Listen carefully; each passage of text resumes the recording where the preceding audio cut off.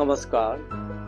Puzzle 1 to 9 এই নাম্বারগুলো যদি আমরা বসাই, এখানে ঘর হচ্ছে 9টা, তার মধ্যে 8 বসানো আছে, তাহলে 1 থেকে 9 এই নাম্বারগুলো যদি বসাই, এই রো ওয়াইজ যদি অ্যাড করি তাহলে 15 হবে, কলাম ওয়াইজ যদি অ্যাড করি তাহলে 15, ডায়াগোনাল ওয়াইজ যদি করি তাহলে 15। তার মানে এই রোতেও 15, কলামও 15 এবং ডায়াগোনাল। তাহলে কিভাবে বসালে আমাদের 15 হয় দেখি।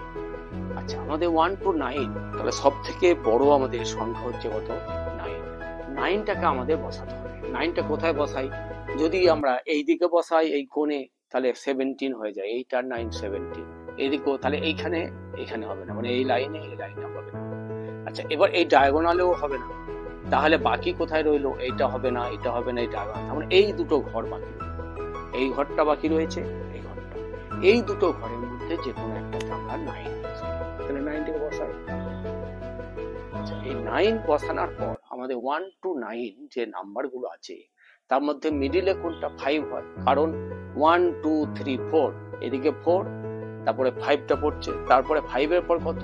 6 7 8 9, ওদিকে 4, এদিকে 4 গেলে এদিকে মাঝে থাকে 5, তাহলে 5টাকে আমরা মাঝে বসিয়ে দিই, তাহলে কিন্তু আমাদের এটা সলভ তাড়াতাড়ি হবে। এখন আমরা দুটো যেখানে পাবো সেখানে আমরা অ্যাড করে 15 করি, এই দুটো অ্যাড করলে 14, তাহলে এখানে 1 দিদি 15 হয়ে যায়, তাহলে এখানেও আমরা 1 দিলাম। এই দুটো অ্যাড করি কত হয়ে যায়? 9, তাহলে এখানে কত হবে? 6। আবার এই দুটো অ্যাড করলে কত হয়? 11, তাহলে এখানে কত হয়? 4। এই দুটো অ্যাড করলে কত? 12, তাহলে এখানে কত হবে? 3। আবার এই দুটো কত? 13, তাহলে এখানে কত হবে? 2। এ দুটো 8, এ দুটো 8, তাহলে এখানে কত হবে? 7। এই 7।